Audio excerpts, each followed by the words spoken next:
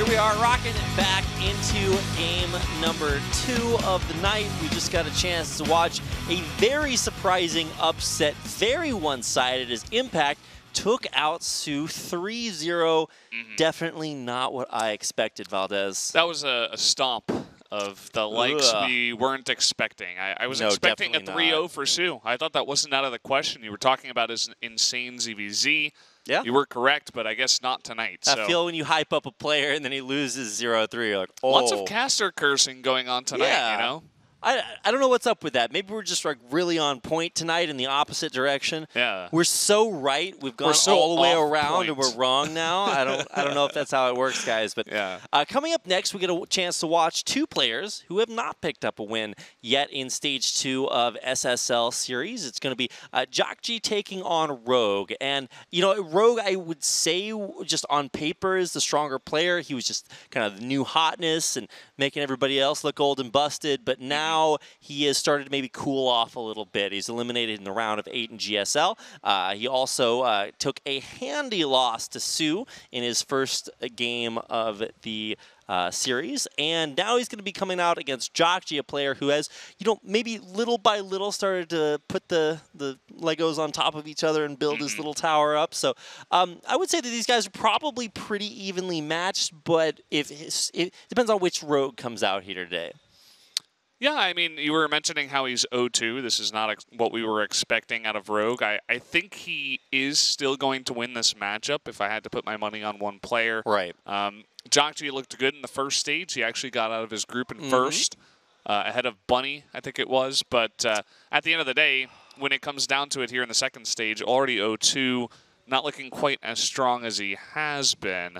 So definitely a big challenge for him tonight to take down Rogue. An SSL challenge. Yeah, exactly. Even. So, yeah, let's see what you did there. So I would say, yeah, probably predicting Rogue here, but once again, especially after that first series, anything can happen, and I don't know what we're going to see. If you guys got a chance to watch GSL earlier today, you got a chance to watch some of the sickest Zerg play versus Terran. It was Dark versus TY, and it was just not even really close, especially in the last game of their best-of-5 series. It was just such domination by Dark, and I was listening to a lot of people talk about that matchup on Twitter after those games, and a lot of pro players saying that that matchup is very Zerg favored right now. I think that that's a pretty big change from the way that it has been previously, with things like Mass Reaper and lots of Liberator strats just being really overbearing, very difficult to deal with. Yeah. But and Innovation is sitting there like, I like my 86% win ratio, win rate against Zerg. I don't know what you guys are talking about. But, I mean, that's Innovation. He's a favorite to win any tournament he's in, I suppose. Yeah, I guess I would have to agree, especially after the recent nerfs that kind of brought the Reapers back into normalcy. We'll see what buffs return in the future and what crazy Reaper strats we'll have. Anything because can happen. That's what happens in StarCraft, guys. Always Reapers are going to be a part of the strategy in one way or another, it seems, in this matchup. But, yeah, I mean, JJAKJI wasn't really one of these players that would have gone for the Reaper play, but we're just not going to see it today. I think previously, just because it was such a popular strategy, you would have players just pick a game and make that be their Reaper game. They're like, all right, I'm going to try this and see how it works. And I think a lot of times it just didn't. So I'm kind of happy that we're past the, I'm just by default going to do this strategy because it's the strongest. Well, no, it's not the strongest overall. You do have to be very good at it. And I think that's even before the nerf, that's kind of what you were seeing out of players. You'd have guys like Maru really try to duplicate this Mass Reaper strategy. And even though he was at the time one of the best players in the world, he just couldn't ever quite get it right. And of course, beyond right at the top, you look over to Europe, guys like Euthermal's been really on that strat. And then, of course, that was changed. And now everybody has to figure out new strategies. But I feel like maybe the Zerg players were a little bit ahead of the game. They're like, okay, well, we need to be in figure out how to beat complete Terran mode. And after the changes to the Reaper, Zerg's just like, okay, well, now what can we do now that we don't have to worry about all this just insane early game pressure? And, Terrans are still finding out ways to, keep that pressure on. Currently, right now, I think it's, Reaper into Reactor Hellions, and that seems to be kind of the way to go, or at least a standard opener. But lots of ways to mix things up. And if you watch our GSL series earlier today, you just get a chance to see what it looks like when Dark just takes no chances, just iron tight at every single opportunity, and has just beautiful engages late game, just enough at the perfect amount of time. So just really impressive play now. I don't want to call the matchup earlier. I've just been kind of seeing these things, so this is the point where we just listen to us talk about StarCraft. Yeah, I think JJAKJI is definitely one of these players that goes for the Reactor Hellions, the Reactory into Banshee play. I wonder who coined that term. I don't know. I don't actually know. But if Rogue's been doing his research, as we know he probably has, he's just going to have that iron-tight defense, get very far ahead. But we'll see what JJAKJI can do to come back in this one. He is 0-2. He needs to win tonight to avoid elimination. Wants to get into that fast lane. And being 0-3 is not part of ways to get into the fast lane. You go and Google that. So he's going to be going up against Rogue, who is also 0-2 and actually has one less win than JJAKJI. Oh boy. Well, I definitely do consider Rogue the favorite. Everything has been a little bit strange this season of SSL Challenge. Everything from SOS starting it out with double proxy gold base all-ins and double proxy, Robo facilities, to now where we see guys like Impact 3-0ing Sue. So just the entire season has been absolutely nuts. And you watch other leagues and it's nice to see just the hardcore two people at the top of their game just slugging it out. And then you watch things like SSL where these guys are just really trying anything they can, anything that comes to mind. So look at our 5 maps for today: Abyssal Reef, Odyssey Whirlwind, Ascension to Ire, and Newkirk Precinct. JJAKJI, he had Frost down there at 5th pick. Yeah. Not going to be seeing Frost tonight. In this series. Yeah. I just, whenever I think of Rogue and Frost, I always remember that game where he was harassing like the Terran 5th base that's very far away with just one Ultralisk. It's pretty crazy. I wouldn't want to fight Rogue on a map like that, have him have that much space. I definitely would want to get on these smaller maps if I were the Terran. But JJAKJI, having some other ideas, is going to get some of these 2-player maps to start off with. So let's jump into Abyssal Reef for game number 1.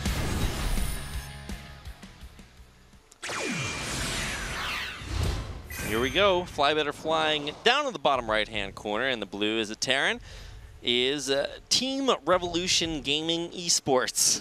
JJAKJI. And his opponent, it is Jin Air Rogue. As his ID does say, one of the trifecta of players that are still on Jin Air. Yeah. Yeah, you don't really hear too much about that. They just do still have their team house and their infrastructure and everything intact. And I would say that if you're a Jin Air player, I mean, it's a pretty good time for you right now. You've got things like SOS in the round of 4 semifinals in this GSL. You've got things like Rogue, who's in the round of 8 of GSL, and now here in the stage 2, but has been struggling just a little bit. So hoping for some good things there. On the other side, for JJAKJI, I feel like Team Revolution probably not a team that many people would have heard of if they just follow Korean StarCraft. I think he is, their 2nd player to be picked up over here. Maybe their 1st, but I want to say 2nd. I want to say, was Myungshik on that team for a while? I don't remember. Doesn't ring a bell. Somebody else can tweet me with their entire roster list with all the Korean players. That's what I expect. But no, it always was really cool to see new teams get into esports. I remember when Psystorm Gaming just first picked up their first player in Gumiho, or not first player, but first Korean player. And all of a sudden, it's like, oh wow, this guy is great. He's got this great support, and he really just has everything he needs to win a GSL. So, I love to see the support from foreign teams. Always cool to see the interest in StarCraft continuing and furthering the careers of such fantastic players. Rapid, we have a reactory on the way. Surprise! JJAKJI playing the way that he always does in this matchup.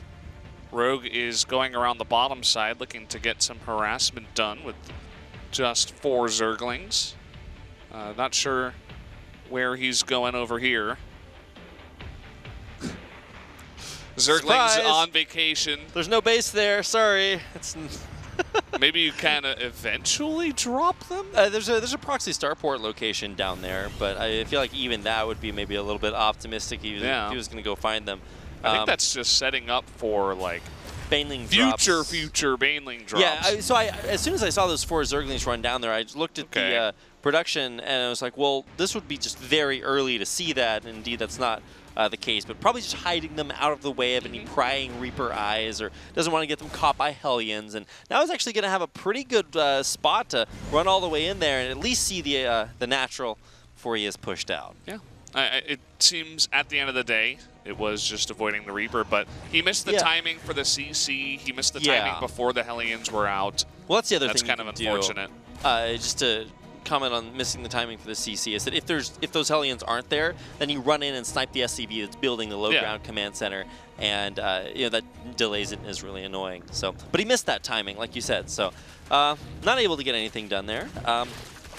On the other side, you can see really great setup here from Rogue. He's already got his 3rd base almost up and running. He's got the Queens to block that narrow choke point to prevent the Reaper and the Hellions from running through. So looking pretty good. Yeah, look at this. We do have Cloak on the way, but it's a Raven. This is the good old Cloak Raven strategy. Yeah, the quintessential Terran strategy right now in this matchup is fake Cloak. He does cancel it. So can you imagine having Ravens able to cloak? You get to a point in the game where you cloak 3 Ravens and then like Seeker Missile the drone line, and they don't see it coming until they hear the beeps. The Seeker Missile is cloaked too. You need detection. Yeah. You can't even tell which of your mineral lines are being nuked. Ah, the lulz. Not gonna have that as a thing. Hopefully, in my lifetime. Maybe when my kids are playing like StarCraft 5 in the future, we'll be able to cloak everything selectively, natively, without having to research it. It just becomes a game of whether or not you can see the squiggles on the screen. Coming on in here. Good pull from Rogue to get his drones out of danger. A Viking follow-up to push back the Overlord that wasn't doing any scouting anyway. Yeah, that Overlord is just really chilling. I guess you can't bring it back across the map, so you just kind of have to... Super chill guy. Yeah. He doesn't want any of the fighting, but nice guys finished last, so he got taken out. Ain't that the truth? Well, nice Overlords. We can't really assume exactly what orientation the Overlord is, except that we can assume that that Overlord is of the dead orientation. Not there anymore. Don't assume his orientation. He was backwards. He was laterally oriented. It's true. Well, here we go. This Raven looking for some more harassment, but Lings are in position to defend against this. I like the patrol, making him dance, because why not? And Hellions really didn't find all that much damage either. JJAKJI on this map, he did get away with getting that 3rd base up relatively quickly, which is nice for him. There are definitely lots of ways that Zerg can put on pressure to make the 3rd base for Terran a little bit rougher to take. But the bigger problem, at least for me, is that over and over again you'll see Terrans maybe poke out and try to do harassment, but decide, hey, what if I just pulled back and got my own bases set up and everything looking good? Well, the problem is that, especially in last week of SSL, we got a chance to see what it looked like when Zergs don't go harassed. And over again, we just had smashing victories. Really tough to deal with a Zerg that just gets to macro out of control. And so far, Rogue has been macroing out of control, up to 66 workers, does have lots of army units ready and available to handle this small Terran force that is going to have to pick up. A little bit late on that, is going to lose 6 of his Marines. Not the biggest deal in the world, but the harass not getting too much damage at all. Kind of surprised he didn't pick up earlier and run away and look to reposition. But the big takeaway is that Rogue is pretty airtight right now. We should, I hope we get a chance to see the edges of the top and bottom to find out whether or not he has things watching for drops to come in. Especially with scans like that, you have to know that at least your opponent is looking. But of course, that will really just be to scout the tech and see whether or not we're moving quickly up to Hive. The situation is not quite there yet. I mean, he's totally fine back here at his 4th base. That's about to get fully saturated with all those workers that he did make. Yeah, Rogue's moving up to 80 workers. So, you know, earlier on today we had TY hitting like 100 SCVs as a Terran player, and that was in fact quite ridiculous. But of course, Zergs I think do a slightly better job going up to very high worker counts and then turning the rest of those drones into things like spore crawlers or things like Vipers to get energy out of, or of course just getting harassed and losing them naturally over the course of time. Red would be proud.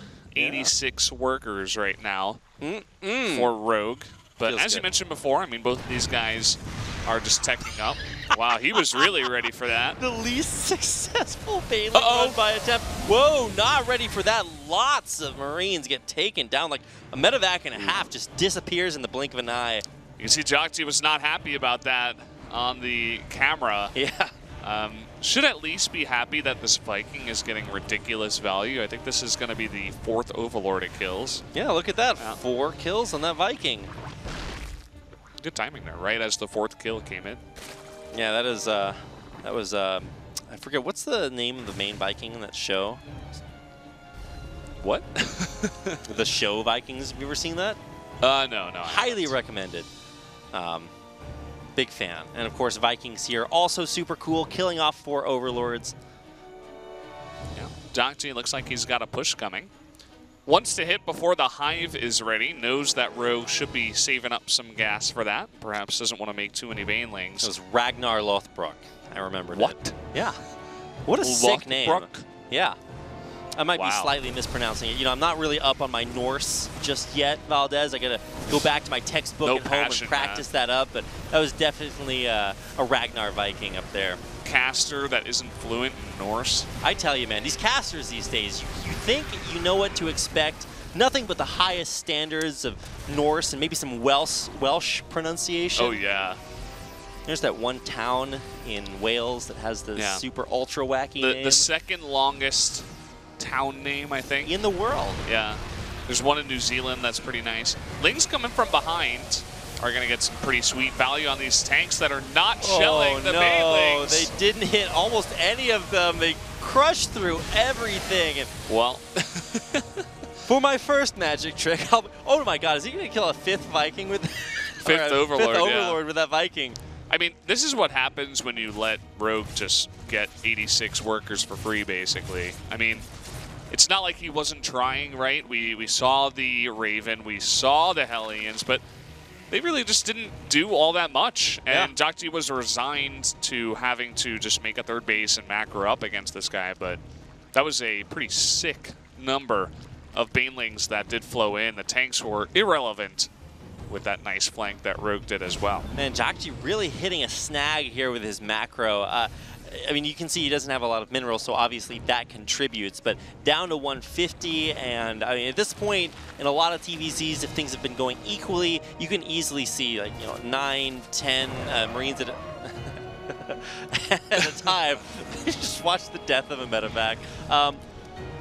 And it's not quite there. Now, finally, I think it's going to kick back up there, but only on 4 bases, and we're already 12 minutes into the game. I don't know, JJAKJI is really going to struggle against the Zerg that's been able to really kind of have his way with this game. Yeah, Rogue going to max out right now. We'll see if he does go for the attack. I like this Ling Bane Hydra style we're seeing in ZVT nowadays. Don't really see the Ling Bane Muta style being played all that often. Seems like this is preferred now, especially when you have this many Lings and Banes to really buffer for those Hydras in the back. Not to mention the 5 Vipers that he did make. This is pretty out of control right now for our Terran player. Those tanks that were there earlier, they're not there anymore. So Banelings just roll right on through and roll right back out of there. Nope, out of there, and nope and out of there. So already some nice abduct. Wouldn't be surprised to even see like maybe Blinding Cloud if there are a bunch of siege tanks up there.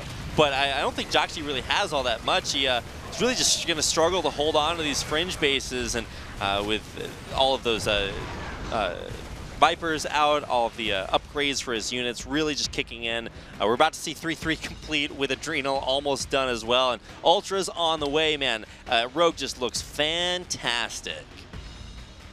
Yeah, I mean, this is going to be one hell of a bop if we do see Rogue finish up this game sometime soon. A nice cheeky 14 SCVs are picked up on the backside. JJAKJI even kind of shaking his head already as the inevitable is waiting right outside his door. He's really being pulled apart. I love this this two-pronged pressure out of Rogue. JJAKJI just has not been able to deal with this. What is there defending his bases? JJAKJI just decided to pull everything and go for it, but he leaves nothing back at home to defend. He's going to lose everything. Oh my God! 55, 56. I don't even know if I've seen such a high number at one time. He's just going to lose everything, and with that many abducts and even Blinding Clouds coming out on top of them, you can see he's trying to stutter step the bio on the ground, but it won't fire under the Blinding Cloud.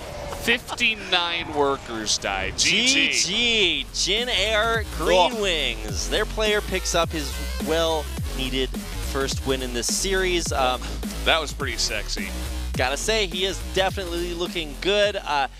Really, what did we see there from JJAKJI? He attempted some harassment early on and then got totally like Mr. Miyagi, like waxed off of the map and got erased back on at the end. Yeah, it was not a fun time to be JJAKJI that game.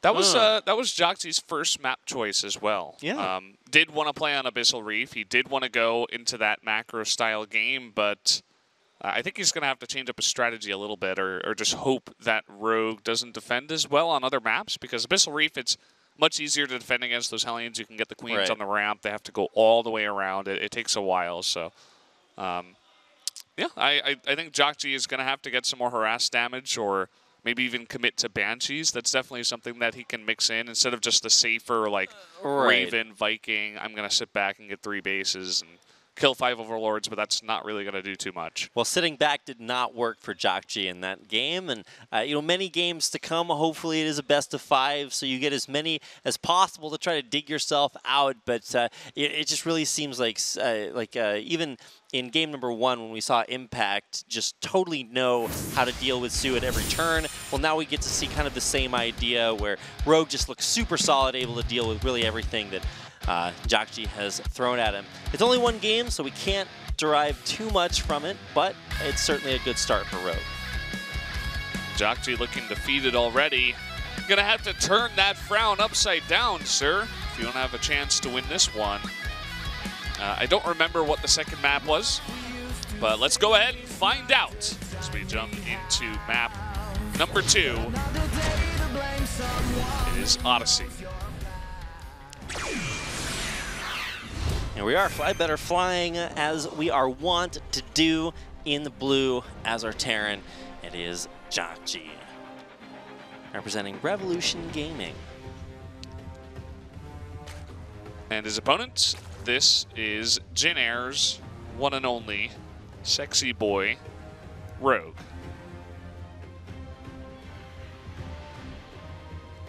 At his whim, he can create a 1-2 dagger. He can use to stab into the heart of his opponent.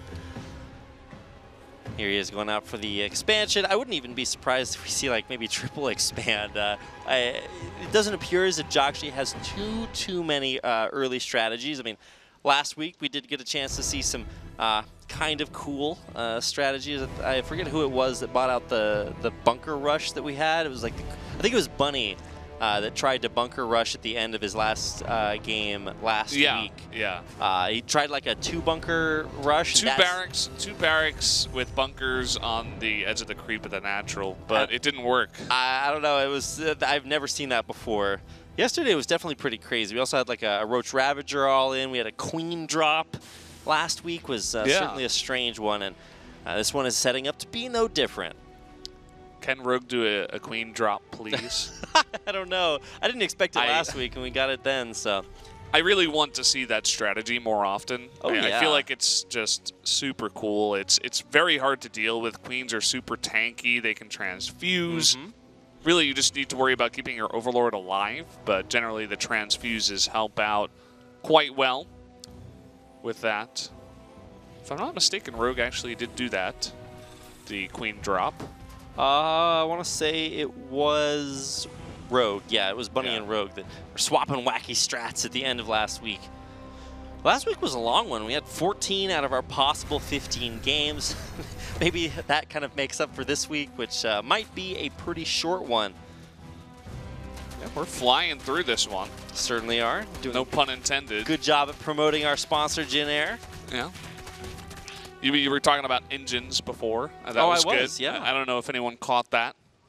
Obvious reference, no doubt. Oh, definitely. 100% intentional. All right, so gotta flap your wings as well. Although planes don't really flap their wings, but hey, maybe in the future they will, Valdez. Yeah, what a world that would be in. You guys think you know what turbulence is, but you haven't been on a flappy wing plane yet. Maybe you just wear your own individual flappy wings. That would be scary. What if it malfunctions? You just fall out of the sky? Is that it? It's like, well, my new cool toy actually killed me. Like, I'd be curious to see how crazy people would get if there was actually like legitimate like flying equipment, solo flying equipment. You know what I mean? Like, who would be the crazies that like fly through the clouds by themselves? Doesn't seem very safe. I remember having these same thoughts when I was growing up. We had fabulous cartoons like I think Fern Gully was out back then. Got a chance to see what it might look like if everybody just like has random wings everywhere. They also had like, what was it, like star fairies. Everybody just had wings everywhere. No more flapping allowed. We get stationary winged Vikings. We get battle cruisers that just have no wings at all, yet somehow fly. You ever wonder how that works with battle cruisers? They're in space. This is not. What if you're underwater on Abyssal Reef? Then you swim. Oh yeah, then you obviously. just float. Right. Yeah. Okay. Why didn't I think of it before, Valdez? You don't think battle cruisers can swim?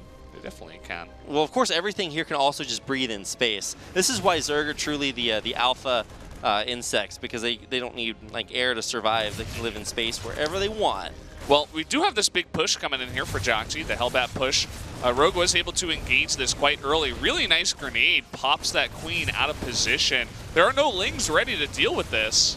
Yeah, wow, losing a couple of those queens early just really hurts this DPS. And yeah, like you said, there's just not a lot of units. I would have thought that at least the scouting would have seen this coming, but with every queen falling here, these drones are going to have to head for the hills. Yeah, nice little timing here by JJAKJI. I said he was going to have to mix it up. This is certainly one way to do it. The lings are slowly coming out, but all the Hellbats do remain. I think only one died in total. I mean, he's really going to have to make these lings count. They will get a nice surround on at least one of the Hellbats, but that's it. Let's see. That's what happens when we don't talk about the game, Valdez. The game ends. We lose all our drones and don't get a chance to talk about any game. So now that the game's over, we can then talk about the game when there is no game. I like the way that we're coordinating this. If there's a game, we don't talk about it. Yeah. If there's no game, we wait until it's over to actually talk about the game. I mean, for a game like that, you don't really have to sum it up. It's not very hard to sum it up, I should say. He made Hellbats and Rogue wasn't ready. Ta-da! So there you go. Excellent analysis, Valdez. I really feel like you just nailed that one. We need a round of applause in chat for Valdez's analysis. Ooh. Also we were actually applauding for Bunny. Björn, duck. Yeah, you have to. Okay, good. Okay, Björn's not going to get on camera. Good guy. Yeah, Björn and Bunny just got to the studio. Don't tell him to duck. I think everybody wants to see them. He's just like his head like totally obscures our faces. If he just sits on that stool. Maybe he can talk. Maybe that's why the stool is there for the players to sit on. I don't know. We'll figure it out one of these days. Okay, well, we'll get a chance to see those guys a little bit later on. Right now, it is JJAKJI versus Rogue. JJAKJI, I feel like he's kind of hit his groove. All right, I just catch my opponent off guard, run Hellbats into his drone line, and win the game. Wow. Feels good, man. Yeah. Not if you're a drone, and probably not if you're Rogue either, who now has an extra furrowed brow heading into game number 3. Adding wrinkles to that forehead is the goal of JJAKJI, no doubt. We're going to be jumping into Whirlwind, another big map here. They are going to be at cross positions. Up on the top right, this is the aforementioned JJAKJI, able to take game number 2. Ooh, that was very well timed with that camera transition, Valdez. I'll see if I can do it again. This is Jin Green Wings Rogue. Oh. Okay, that was all kinds of bad. Wow, you definitely win the caster war here, Valdez. You get to announce all of our other players. I did it. You have taken the player announcing. Do I get to announce both of them now? Okay, we'll just let that be your job. Well, as long as the timing is still good. Yeah. No, if you screw it up, then I get another chance. Yeah. Okay. We'll see. We should do something like really wacky and crazy this time, like talk about the game or something. What do you want to talk about here? I mean, there's some SCV. Well, see, this is what happens. I get all these messages and I'm like, why didn't you talk about the game? I'm like, okay, I mean, we can do that. Like, just look at how shiny these minerals are. Notice, if you will, Valdez, how not only has Rogue built a hatchery in his natural expansion, but he's consistently changing where the army rally point of that hatchery is going. I've just never really seen that and never focused on it. I don't think I've ever pointed that out in a cast, but because we're talking about the game right now, I can finally mention really cool little things, and truly it is the little things, Valdez. Things like the direction that this SCV has to move in his journey of building his command center. Definitely something everybody wants to hear. Look at it. It's like microcasting. Yeah. Just imagine if there was no creep around a hatchery, those drones would mine slower. Yeah. I always think about, like, casting, because honestly, guys, there isn't much going on right now. I always think about, like, casting styles. Like, what if the first popular casters for StarCraft 2 weren't, like, Tastosis, but they were, like, these golf commentators, you know? Like, what if the standard was just, we don't really talk about anything in the early game. We're just, like, sitting here in silence, and then we're like, okay, looks like he's going for the Hellions again. You got to do it like a golf cast. Yeah. Like, here we have the Reaper moving out across the map Whirlwind. Why is it named Whirlwind? We may never know. Oh wait, there it is on the screen. It looks like a whirlwind. That is a good point, Rabbit. I figured it out, Valdez. The Reaper has returned home as Rogue starts his third base. We could also do it like mission control style, like the Twitch chat is suspended in space, and we have to cast to them from Cape Kennedy, Cape Canaveral. We're just in the command center. We're like, Earth to we have a Reaper coming in. Do you see the Reaper, Twitch chat? Can you see the Reaper? Should we talk about the Reaper more? Or is that, oh, it's a negative. Over. That's how it works. Yeah, definitely give that a shot one time. We just got to make sure that we're just, hitting every single thing right as it happens. I like the, what is it? The Discovery Channel documentary style. Oh, yeah. Here's the Reaper out on the map, hunting for his prey. There are a couple of Zerglings hiding in the nearby grass. It is a tragic life, the one of the Reaper. The Reaper spots the Zerglings and hops at his chance. The Zerglings never had a chance. They were stalked from the beginning. Finally, the interaction between the elusive Queen, the Reaper Hellion opener. Our Terran strategies, multiplicitous though they may be. There's your word for the day, guys. It's always interesting to think about those kinds of things. Like, what if this was just like baseball commentary, right? You mean where we say nothing about the actual strategy of the game and only say player names and sabermetrics? It's like, okay, strike one, and then they're like, well, this player's been having a good season. It's extremely laid back. Yeah, what you're highlighting there is the difference between esports and T-sports. Oh boy. I love talking about my T-sports, man. It's about the amount of information that's out there and available. It's like what you're watching. And I think a lot of times in TT sports or traditional sports, a lot of it's anticipation. So when you see like, the pitcher on the mound, it's like, okay, I just get to hype myself up before he throws the pitch. Now, some people would say there's just nothing happening at that point. And, well, those people would be right, but boring. So sometimes there is that anticipation, like, whenever a caster yells, "He's going up the ramp," I'm like, okay, well, yes, that's what's happening. Yeah. Whereas in some other sports, you would be holding your breath, waiting to see what happens. Here we are to guide you through that. So hope you have enjoyed our analysis of multiple different casting styles. I know there are different casters with different styles, but we're kind of figuring things out here and seeing how it works. So if you guys would like to... Maybe next season we'll do more of like golf commentary. Oh, hey, man. They could definitely... Yeah. We go from our job at regular SPO TV Golf, and then we come over here to SPO TV Games. Yeah. They do have a SPO TV Golf channel, Yeah, right? they do. Yeah. There's SPO TV Golf, SPO TV 2, SPO TV, SPO TV Games. Hey, that's where we're at right now. So. Yeah. We're part of the SPO TV Games channel, if you guys haven't guessed. If you have opinions on which style of casting is best or just none at all, you can let Valdez and I know. Yeah, because especially for Challenge, we don't have to sit here and be ultra professional. Oh, that's definitely and, true. We don't have to be straightforward, right? We can really do whatever we want. We have a ton of freedom on this broadcast. That is truly the wonderful part of this broadcast, Valdez, is that in case there's somebody out there hasn't figured it out by now, and they're like, why aren't they ever professional on this broadcast? Well, SSL Challenge, because it's really late, and especially if you watch our Korean casters who just do the craziest, wackiest shenanigans you have ever seen. Yeah, highly recommend. If you guys have never watched the Korean cast for SSL Challenge, go watch it. It's absolutely hilarious. But we try to take things down a notch in our how super ultra serious we get, and just have a little fun watching StarCraft together. Yeah. And it truly is, in fact, quite a bit of fun. Maybe the first series, not so much fun for guys like SOS, but at least this one's certainly a little bit... Sue. Or Sue, that's right. Hey, same letters, right? Just different kind order. of, yeah, basically. Yeah. But I do feel like part of the reason people like solo casts is because there's a bit less talking. You know what I mean? It's like there's not always someone screaming in your ear about the upgrades, right? Like, okay, here we go. We got the 1-1 upgrades, and then like right when I'm done casting or saying something, then you have to start and follow it up right away. It's very laid back and relaxed. It's a cool style. Definitely like it.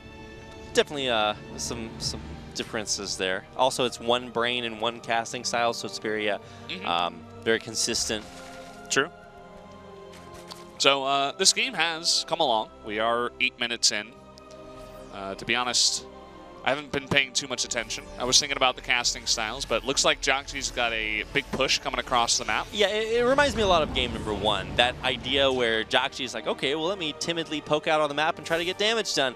And then it doesn't quite work, and now Rogue is just ballooned up to 80 workers. He's got 5 bases. Well, okay, I thought the Zerglings at the 5th were a base, but it was just Zerglings. Trying to be bigger than they actually are. Yeah, 4 and soon to be 5 bases, but I think he's hesitating on the 5th just to make sure that he has enough to push back what is a very strong Doom-esque drop into the main. I don't want to say Doom drop. A Doomette drop. There we go. It's the female version of the Doom drop. The Doomette drop. No. It's just a smaller Doom drop. Ooh, look at this run by. Looks like the units are going to be in position, but that is a ton of Lings getting to work, going to surround those units, and now get to work on the SCVs. Man, I tell you, Rogue back at home, he protect, then he attack, and now he is back in his main defending once again. That was his natural, or third base, but he's also defending in the main. He's defending everywhere, not really taking all too much damage. After all, he did spot it with the Changeling, very importantly, that Doomette drop that we had earlier on. And yeah, you were talking about ballooning. That balloon, it underwent a little bit of friction, but it is just fine. Whoa, that's not where you want to send your medevacs. No! Watch him target the low health when he gets it. Popped out of the sky, just like a balloon. But unfortunately, JJAKJI not as ballooned as our Zerg player. Does have his upgrades faster, which is something nice for him. He can get that 3-3 on the way when he does feel like it, but unfortunately, Rogue is going to have a pretty easy path straight to his Hive. We'll have that actually on really good timing to get his own 3-3 and all the other Hive upgrades. Yeah, well, the fact that you just said that sentence should already illustrate that there is something slightly off about this game, and that has been that Rogue has just taken next to no damage at all. Even you saw that those huge drops come in, Rogue lost almost no workers. Just really impressive defense here. And of course, the strong defense leads to now a strong offense with maybe 20 Zerglings, 20 Banelings, 2-2 about to finish here. Okay, yeah, you don't want to attack until that is done. But with those upgrades completing, coordinated with JJAKJI pushing out on the map, I mean, this is probably not the neighborhood you want to be in. All those Widow Mines, though. Whoa, huge okay, shots. All right, I take it all back. I'm asking for forgiveness. Those shots were insane. Of course, the caveat to that is that there's still damage being done, things like Liberators and another drop up there. But I don't know. This is it was looking a lot worse for JJAKJI until that happened. Until one day, all that changed. I think that's how Newsies opens, but it's still pretty true here in this match. We got a Liberator actually doing a bit of work here at the 4th base, but is eventually dealt with. And again, I mean, it's kind of that Abyssal Reef feel, as you were talking about before. It's like JJAKJI tries to do some harassment, it doesn't work, and then all of a sudden Rogue finds himself with 1 million workers and 5 bases quite easily, and JJAKJI trying to break in. So here we go. Just have this Marine Marauder Ball with some Widow Mines in the front. Unfortunately, not going to get those hits as they are surrounded by the Banelings. Well, here come up the Mines. They will get one shot off. Will they get another one? Well, just kind of barely. Now, Rogue is very far off creep, and as the bio continues to parade across the map, he might have extended a little bit too far. Yeah, he definitely did. Was getting a bit overconfident there. Thought he could take the fight, but the reinforcements come in and say, hell no. And so, well, at least he's blocking this 4th base. He's going to land it off. He couldn't do it. Well, he needs to land it before the SCVs auto-mine back to another another command center. So it's not gonna. That's not optimal mining, guys. But sometimes you got to do what you got to do. And no, okay, got to make sure that the SCVs don't get out of whack. But finally, we'll clear that up and secure his base. Nice detonations there, making sure that Widow Mine gets taken out. And a beautiful snipe there for JJAKJI. Now, counterattacks coming in, so, well, he actually was never able to land that command center, and well, I guess he would have had to lift it anyway. Counterattack getting a lot of damage done, but still no SCV losses from JJAKJI. Okay, there we go. Finally. 3. Yeah, I had to deal with the Well, it's only because he sent them back to mine at mineral patches that already had like 20 Zerglings there. Yeah, that's a bit of a mistake. Looks like 13 is going to be the unlucky number for JJAKJI. Wow. He told those SCVs to go do that. All right. It's a struggle, the life of an SCV in JJAKJI's army. The life of a caster, where you just have to be frustrated and watch the mistakes happen. You have no control over it ourselves. I'm sure JJAKJI would smash either of us. Well, that's what SCV stands for, like Sexy Caster Valdez. Oh, yeah, that's true. They actually named a unit after me. You guys didn't know that until Rapid actually just if you actually zoom in and look in the SCV, they all have Valdez's face. It's like, that's true. It's like they're stormtroopers in the Clone Wars. They just chose Valdez instead. I was very thankful. I didn't want to mention it, you know. I wanted to be a little bit humble, but thanks, Rapid, for shouting me out. I got you. I noticed that the other day. I was like, wait a second, is that? And then I'm like, zoom, enhance. We must go deeper. And I found your face right there on the SCV. It's actually funny because SCVs came out in 1998 when I was 7 years old. But they knew I was coming. They knew. Oh, yeah. No, I mean... They were scouting me a long time ago. What's the reason StarCraft is the best game? They came back from the future where they'd already figured out the perfect game, and they just brought it to us, but then they were like, well, we have to bring the perfect units, and in order to make it more perfect, they just put your face on there, so. That was really close to being really cool.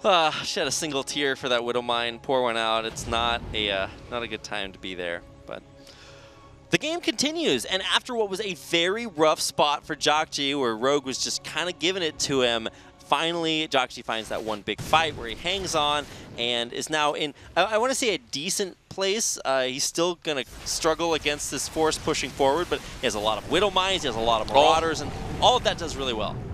Parasitic Bomb, the interesting choice for Rogue. He does have a bunch of Vipers. This is what I'm talking about. He loves to harass with the good old ultra harass. Yeah, it actually does really well because small groups of units, they can deal with Lings, but not with Ultralists. Well, yeah, and you'll have to micro the units if it's bio against the Ultras in order to run away like this, which means you're not controlling your army elsewhere. Yeah. Fortunately, as we're hyping this up, this is probably the weakest, literally the weakest Ultralist harass I've ever seen. We get to watch the Ultralists move menacingly towards the Marauders and then run unmenacingly away. Nice. With their Ultralisk tail between their legs. Yeah. You know, if you're playing StarCraft Remastered and you want to check that out, they do still have the chitinous plating. It's, I think, pretty strong, but what is the real upgrade that is the strongest for Ultras is that they have an Ultralisk speed upgrade. And that is just hilarious to watch. That all of a sudden you get your sort of moo cow Ultras that run around, and then all of a sudden they just take off. And Ultras don't deal splash damage in the original StarCraft, but when they're just closing the gap instantly, it's a struggle. So. Also, the same struggle that this is. This is the most annoying thing for JJAKJI. You can't take a base without a Zergling blocking it. You got to scan every time you take a base. Paying for that burrow 100%. Well, the burrow paying for itself, yeah. Lots of value there. So we are going to hit closer to the late game. I mean, here we go. Rogue's just going to go for it again. Lots of abducts. It's going to unsiege every single Liberator, and with Hydras on the ground, shouldn't have too much of a problem taking them out, but I think a few of them actually survived there towards the back, and he didn't take them out. But they're on the chase. He has maybe 5 or 6 Infestors, all with full energy, insta-scan to try to take them out, but with successive Fungals, everything on the ground dies, and you just see the army supply plummet for JJAKJI. Yeah, he'd been building up this attack for quite a while, and that's why all those Infestors have so much energy. So doing quite well. He is going to have a couple of his bases sniped by JJAKJI, but at the end of the day has sustained incredible amounts of damage. Watch him just fungal the SCVs and go for killing them all. Still, I mean, the Fungals are cool, but he does need the units on the ground. Here he has them. Hydra is just taking out everything that JJAKJI sends because it's just 1 or 2 units at a time. Yeah, this is not going to be the play here. It looks like Rogue set up to take the lead in this series. Certainly does. Maxed out Zerg versus a 90 supply Terran. This is just not going to go well. Props to JJAKJI for his tenacity. He's hitting like 3 bases at once or something. He's still trying to defend back at home with these great Liberator positions. He's doing almost as much as he can, but in the end, it is just not enough. Rogue will take the lead in this series. Yeah, he's going to be kicking himself for losing that Hellbat game, but it's a best of 5. I mean, this is kind of going the way that we imagined. I mean, everything that you said, basically, like ZVT nowadays gets the late game. The Zergs are very safe against the harass. Also, the fact that Rogue is the big favorite in this one and basically only lost to the cheese. I would like to see the Hellbat play again. Go for that. Maybe Whirlwind is not the map. Definitely have a chance on the other 2 maps we have coming in. I feel like when JJAKJI gets the opportunity to execute a strategy, here we go, and there we go. When JJAKJI gets the opportunity to complete and execute a strategy, he does really well. But it's when he it's not that he doesn't know what to do, but when you see these attempts to push out and harass the Zerg player that don't work, inevitably he just falls a little bit too far behind. So. Definitely a more interesting game, mixing it up a bit. And there were definite strengths for JJAKJI, able to hold off a couple of very scary pushes from Rogue, but in the end, Rogue takes us to game number 4 with a 2-1 lead.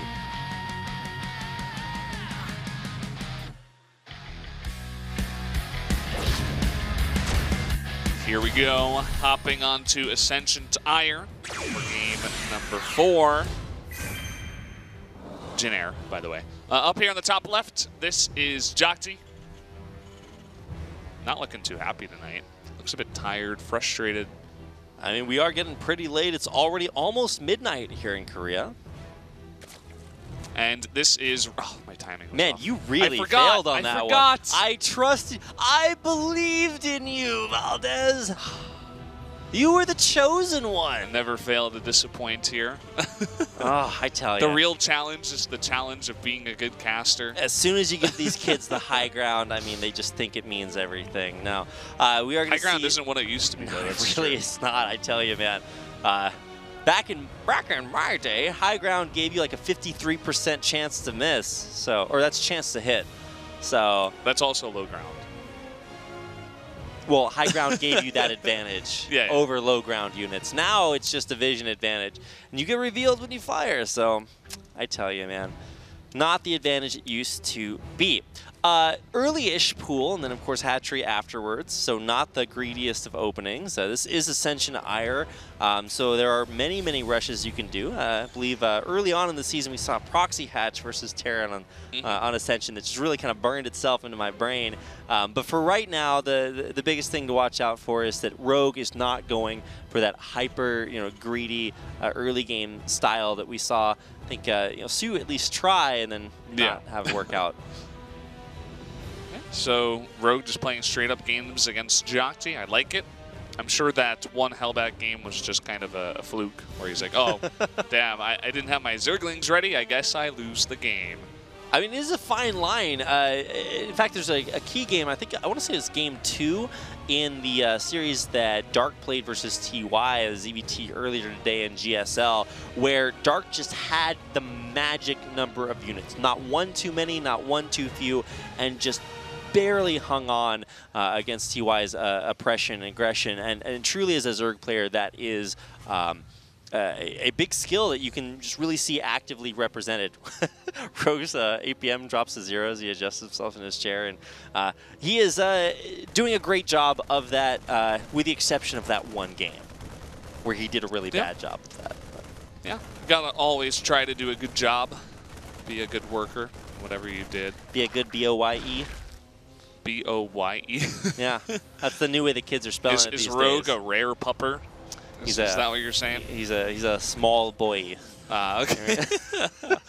Interesting. I never thought of it that way. But I suppose it could be true. Hey, all the fellow kids teach me their lingo, man.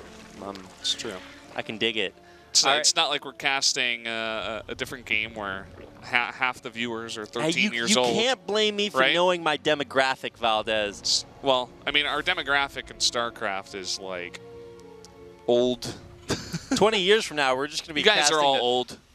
I wonder who is like the youngest viewer and who is the oldest viewer. Well, every once in a while, we get a chance to see the future esports heroes of tomorrow when parents bring their kids to watch GSL or SSL. They're out there. We got some pretty young viewers. Yeah. Somewhere there's a StarCraft fan that's showing like their grandparents StarCraft for the very first time. So shout out to you, elderly person out there, if you're watching, then big fan. I think it was you who told me this, that you had a conversation with Tasteless about like one person is like doing something really random that's watching the cast right now. You know what I mean? So there have been just enough games of StarCraft broadcast that at some point everything has happened during a StarCraft game. So think about that, guys. We'll talk about that later. As this Hellbat push comes in, it looks very similar to the way it did in Rogue earlier. I think this time he's getting a little bit more time to prepare for it, but he still just does not have a lot on the ground. He's going for a counterattack here as well, which is kind of cool. Might be able to kill that one heli, and there he goes. The other one is actually going to do well. The medevac gets picked off early, and at the end of the day, this push is going to be held quite well. The spine gets in position as well, and here's another counterattack coming in. The first one got 5 SCVs. Oh man, and it runs right by. He lifts and there's no wall. The barracks, or he lifts the factories. Yeah. So you can't. Oh my God! Everything just falling to pieces. He's gonna reach inside the JJAKJI teddy bear and pull out all the stuffing, Valdez. Oh boy. A cruel thing to do, but this is a cruel game after all. Got to kill the opponent. I mean, if JJAKJI were like Paddington, you just swat the jar of marmalade out of his hands. No happiness allowed. GG. He just GG's out. He's like, no, I know the game is already done. The Hellbat push doesn't work. The counterattack does insane amounts of damage. And so Rogue will win and take his first win whereas JJAKJI does go down to 0-3 here in the second stage. Well, when you have two players who are winless in the tournament, when they face each other, then one player is guaranteed to win. Also a guarantee is people will walk in front of our camera. Mm-hmm. That is the way of the world here. This is a cycle of life and death that continues. That's been Bunny 3 times in a row. Yeah, I know. He's one of these days we'll figure out. There's a camera over. He just like stops right in the middle. He just wants to be famous for the foreign viewers. You know what I mean? Well, if you guys, as foreign viewers, are appreciative of Bunny's cameos on stream, then you can go tweet at him and let him know that you're a hashtag big fan. Do you know Bunny's Twitter offhand? Is it SC2_Bunny? Oh no, it's Core Bunny. Yeah, KOR _ Bunny, right? Yeah. Wow, go out there. You actually got it. Yeah.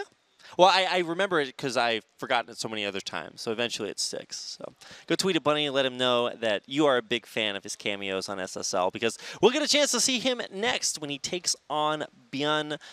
Coming up, I think definitely our best series of the night. Both of our players undefeated, both very strong performances in the bracket stage or in the group stage earlier of SSL Challenge, so should be a really cool game to watch.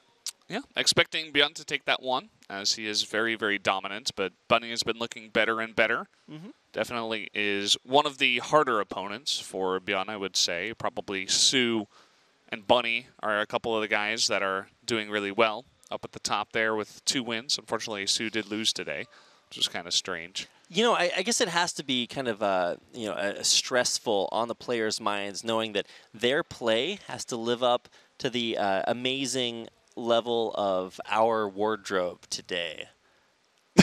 Yeah, it's true. It's a struggle. I mean, when you think about it, knowing I like that, the socks you got going on. Yeah, man. I just got off soccer practice, so I just had to pull my socks up like as far. I actually went jogging with Artosis earlier today, so I was just like, did you really? Yeah, yeah. I was actually pretty sick. All the casters out in Korea are going to be really buff soon, really thin, handsome nerds. Well, we're going to run away to a quick commercial break. When we come back, we'll have our final series of the night, Byun versus Bunny.